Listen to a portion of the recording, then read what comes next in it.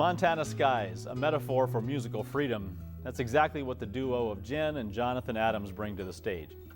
Next on Backstage at the Doudna, we'll learn more about how these talented musicians combine classical, jazz, and rock and roll into a unique sound all their own. Their work spans a range from Vivialdi to Pink Floyd, as well as their own compositions. They bring to the stage an energetic sound that's truly one of a kind. So Jenn and John, you met when you were in music school, both of you studying to be classical musicians. And how did you meet? What happened when you realized that you knew each other and you had some compatibilities, some artistic compatibilities?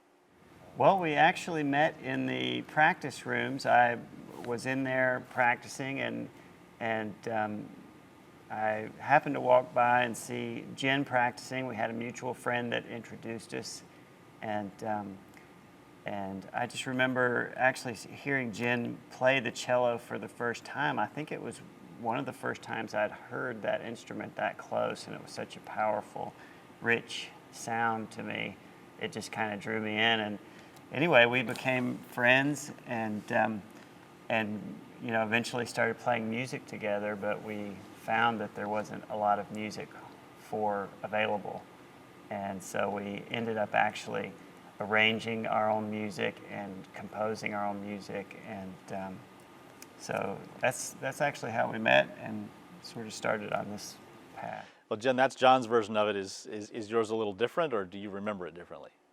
No, I do. I remember it like that, but then from my perspective, I got to hear John play guitar. So, you know, we had this exchange. I don't remember if it was the very first time we met or within the first, you know, month or so.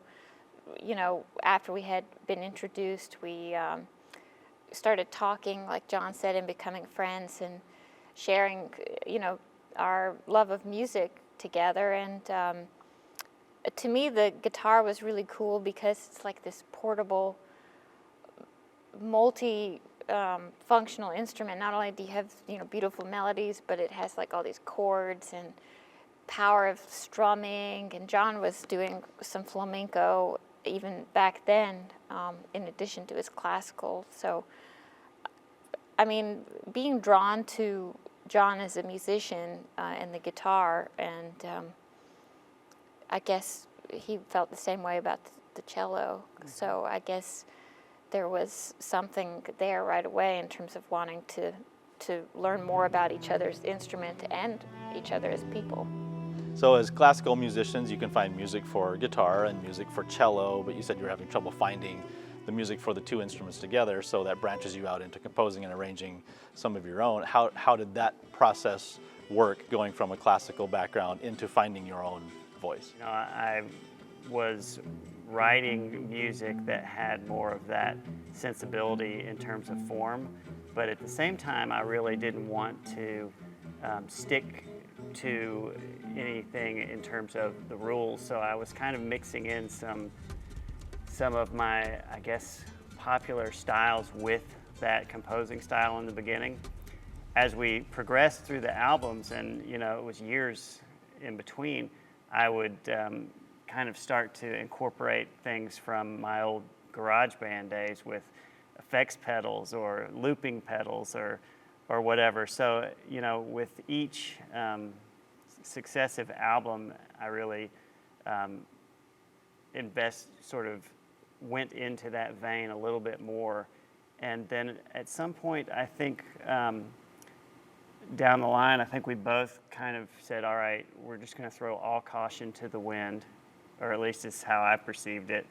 And I think we really kind of went for it and just kind of said, you know, no boundaries from here on out. Because I think along the way, we were sort of dipping our toe in the water to see do we really like this path or this path, and kind of going. And then somewhere along the way, I feel that we discovered the true identity of our group and our pairing musically. So.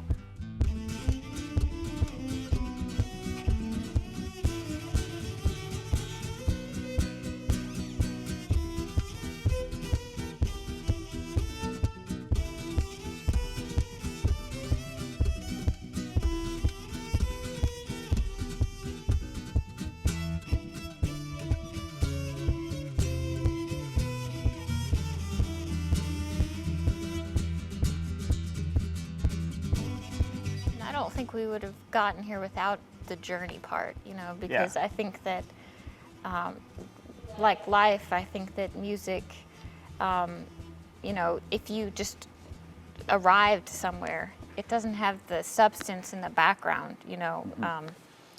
So, for us, I think that getting to explore different things and trying different things is how we, came to the classical fusion that we're playing.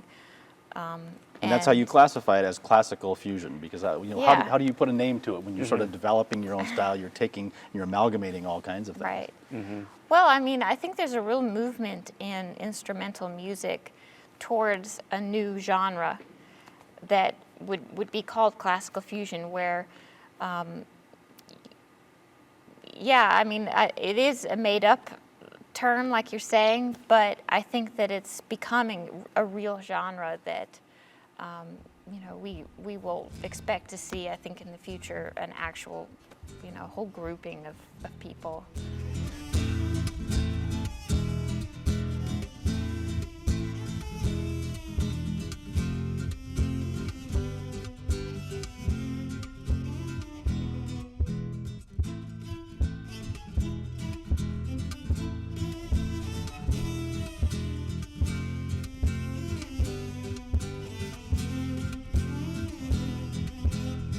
So not only are you arranging and composing your own music, but Jenn specifically, acoustic cello is where you started, and then you add electric cello, you add different timbres, you open up the palette of information that you can get. How did that whole process work in your playing and your technique? I have the foundation of cello, of course, to play my unique 6-string electric cello, but because I'm standing with it, it's all electric. There's no acoustic body, and with the extra strings, my neck is wider on the instrument. There were a lot of things that just feel like a different instrument. Plus, I had to learn new notes because there's extra strings. So explain. Cello has 4. Right. So the electric cello would have. Yeah. So my electric cello has these 4 strings, and then I have 2 extra ones on either side. So one higher and one lower. Yes. And I'd be happy to show you the electric one. I can take it out for you and explain it. But basically, it's something that I was drawn to because I have this inner desire to express myself more in the classic rock and rock vibe, and Jimi Hendrix and Stevie Ray Vaughan and all of that. The power of the electric guitar, and that sort of, I just wanted to do something like that with cello.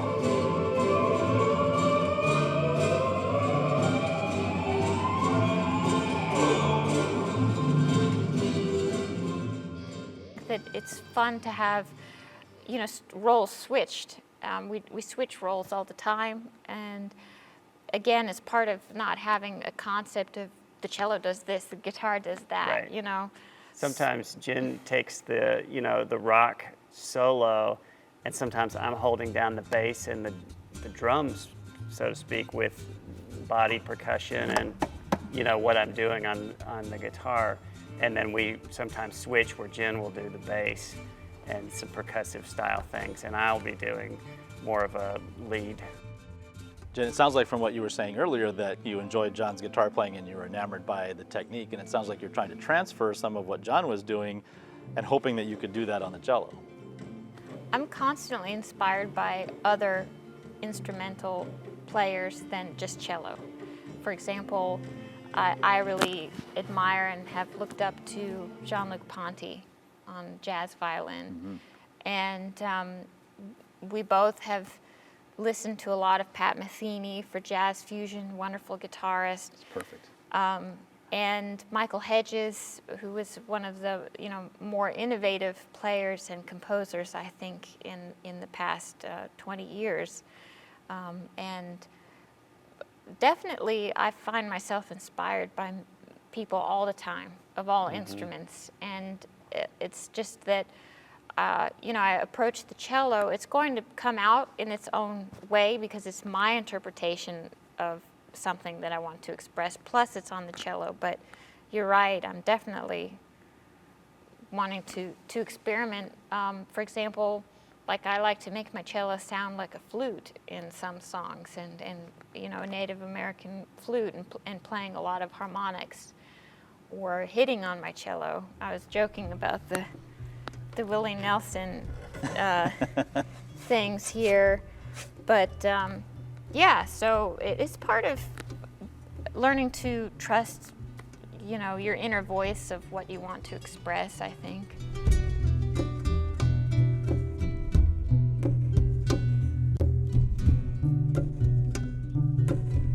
So for either of you, really, we hear your music on CDs or we hear it live, and there's so many layers there that people can't possibly imagine that it's just two musicians. But yet, through the use of modern technology, and specifically looping and the use of computers, it really is, all of it's performed live, but there's so much more depth there. So can you explain how that works? Well, this kind of goes back to my sort of garage band roots with effects pedals, and I guess on our second album we started to experiment with the looping pedals, which at the time I was using analog pedals, which means, you know, they're pedals in the real world made with metal, and so we were looping with that, and it was somewhat limited in scope as to what we would do with it. But I eventually developed a system where I was carrying around a analog pedal board filled with pedals, and then carrying a rack-mounted mixer, and altogether that was probably 200 pounds of extra gear that we were carrying around to try to accomplish the same thing. We were in a lot better shape then, I guess. Yeah, I'm just exactly. And so over the years that has started to translate over to the laptop, which I'm grateful for, and it's gotten smaller and smaller, but now I'm using a program called Ableton Live, which is really popular with electronic music and even DJs, and I've sort of discovered ways that I can use that with our acoustic instruments and use that for my looping scheme as well as effects, and so it's really much more fluid in the way I can change effects or alter our sound, you know, routing and things like that with these programs. And so I really feel in many ways that the evolution that we've started on is just now beginning, and you know, we're kind of looking towards another level of, you know, what can we do with all of these fun toys that we have. Well, wait a minute, some of us are still at this level. We're not, you know, we're not out to the next generation yet. So what you're saying is that it takes a piece of music that you perform live, the computer grabs it, it records it for a particular period of time and just continues to loop it around. So in that live performance, you take that foundation and you add on top of it. Is that pretty much a description for those of us who aren't really aware of it? I kind of like to explain it as a mini recording studio. And so what I'm able to do is have a pedal at my feet that controls the software, and I hit the pedal. That begins a recording process. So whatever we're playing at the time live gets recorded. And then once we have created the loop we want, then I hit the pedal again, and that begins a playback.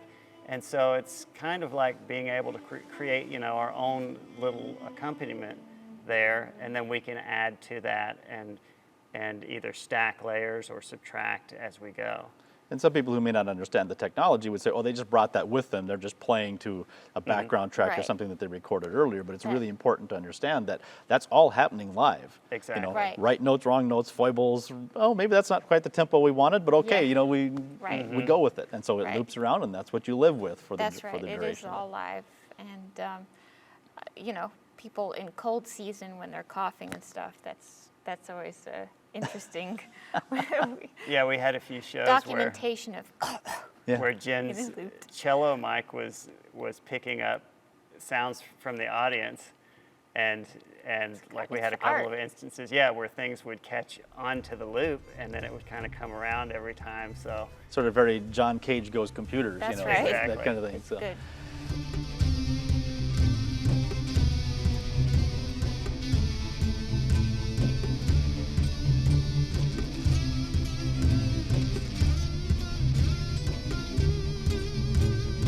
So it seems like a natural outgrowth of what the two of you would be sharing is that if you're wanting to experiment with other instruments and other layers of sound, that you would just add other people, add other instruments in, drum set, bass. Have you thought about doing that? We have actually played with other musicians. We've played with bass player and a bass player as well as percussion and drums, and we enjoyed that a lot. And It's always great to work with other musicians. Yeah, we love doing it anytime we can. We've kind of come back to this as our roots and the core of what we do, but I think at the same time, I personally feel totally open to, playing with other musicians together, and anytime we can co-create, I think, with other artists, it inspires us, further. So it inspires me further, and I assume you too. But I do like the challenge in a way of the two instruments, and I think that it's fun as a performer to do the layering, the looping, and have that experience live for the audience where they didn't necessarily expect to hear that much sound from the two people, and we hear that a lot. And I think that it's very rewarding artistically to compose in this format with the two of us, and thinking creatively a little bit differently. If I want this in my composition, well, how do I do it with the two of us?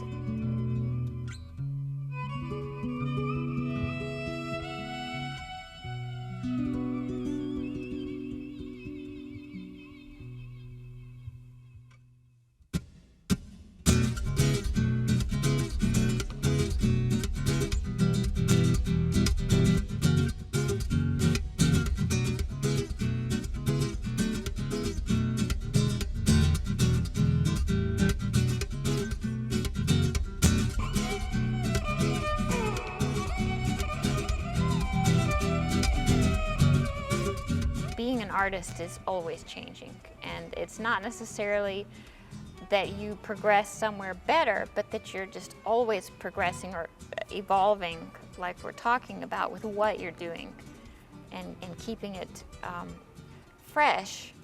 So we definitely wouldn't say that we wouldn't do something with other musicians. I love the idea of big drum sets, and but even something completely different, like more string players.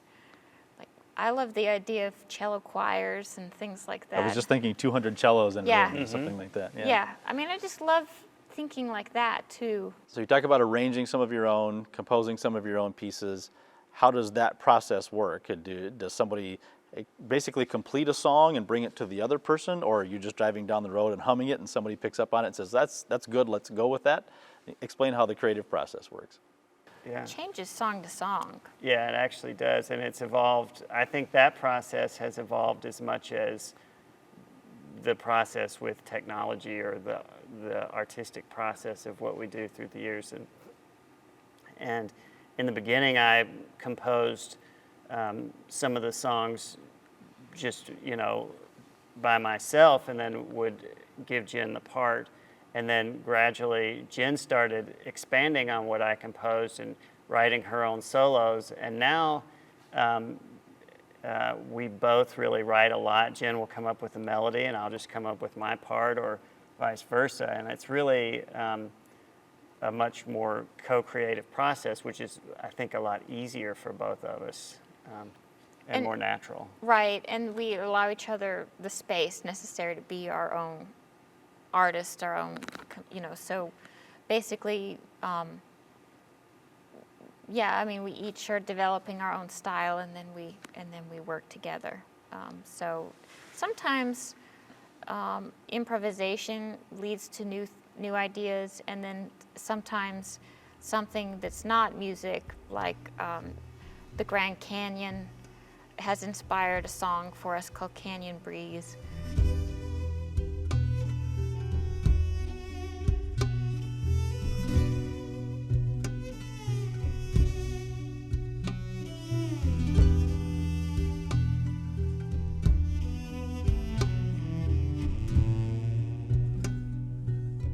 So it comes all different ways. I think more these days, we think very rhythmically too. You know, different rhythms that John might do on his guitar with hits or like the strumming on the strings, but it's not the same as notes. And you know, and other musicians, like I was mentioning, you know, whoever we're listening to can inspire you a lot too. So like Bob Marley right now, we had listened to a lot of him. Oh, yeah. One of the things that drew me to Montana Skies after hearing a little bit of the music was going to the website, because the website was so cool. There's all kinds of things you can download, interact, learn, and you can sign up to be on the email list, and you'll send out new things. You know, just try out a new song and say, hey, here's what it is. How do you like it?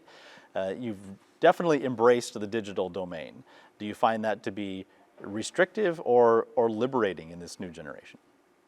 I think it's wide open. Let's go for it. And, exactly. And I'm excited about the fact that we can, you know, create a track and then basically send it out to people that we're connected to via the internet, and it's really get cool feedback to from get an email from someone in Turkey, you know, and multiple people, you know, in certain areas that, you know, it's all through the internet.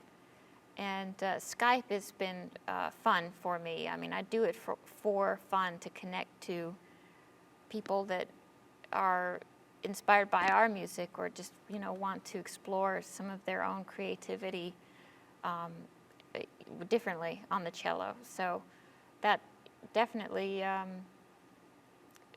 don't think we would have had as much of a connection to our fans and people enjoying the music, say 10 years ago, as we do now. And I think that when we're touring especially, there's a lot more of a network out there that's you know, building the connection to your fans, and then them suggesting some family member over in California come to the show, and they say, oh, my mom saw you in Illinois, and it's fun like that, because I think one of the reasons that we do what we do is because we sincerely like connecting with people, you know, and meeting people and hopefully touching them with what we're doing with our music.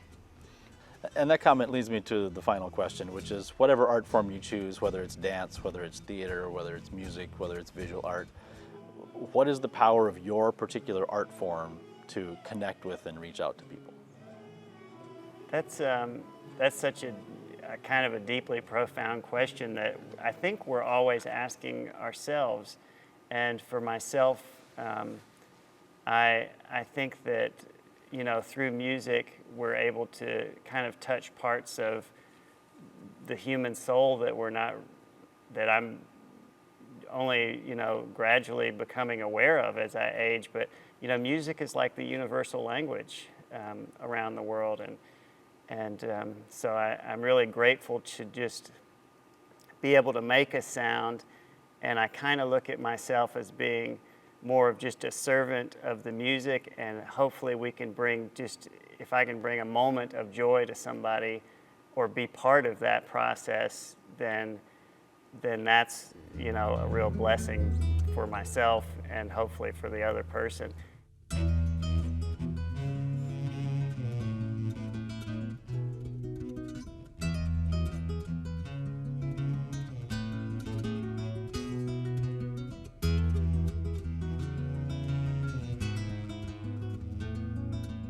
And I also have become aware that on this path of life that I don't only perceive myself as a musician, but just as a, you know, another human being going on this path. And sometimes music brings me in contact with people that I wouldn't be in contact any other way. But maybe our connection would be beyond music, and maybe I'm there to meet them and learn a lesson from them, or I can bring something to them in a way other than music. So I'm really just open for myself to all of those possibilities, and I think not really always knowing what's going to arise from any situation or outcome is part of the joy of life, and so I'm open to that as well. But I do think the thing that's cool about music is that you can have an intimate experience with someone in the audience, and I don't have to really know what they felt or what their experience was, you know, like specifically, like if they remembered something and then they started crying and it was cathartic for them. I don't actually know what they felt or specifically, but the music could have triggered that. So music is very powerful like that, in that when I compose something or I'm playing something, it can mean different things to different people. And I think that the power of music is, you know, the authenticity as well from the performers and the composers, and I hope that people get that from us, you know, that we're not trying to get to some sort of end goal, you know. It's just genuinely that we want to be musicians and we want to compose, we want to play music, and you know, whatever people feel about it is up to them and not in my control. And to bask in the power and the journey of the arts. I mean, I think that's truly something unique. So Definitely. It's a wonderful thing, and I am thankful every day to play cello and to meet people like you and be here.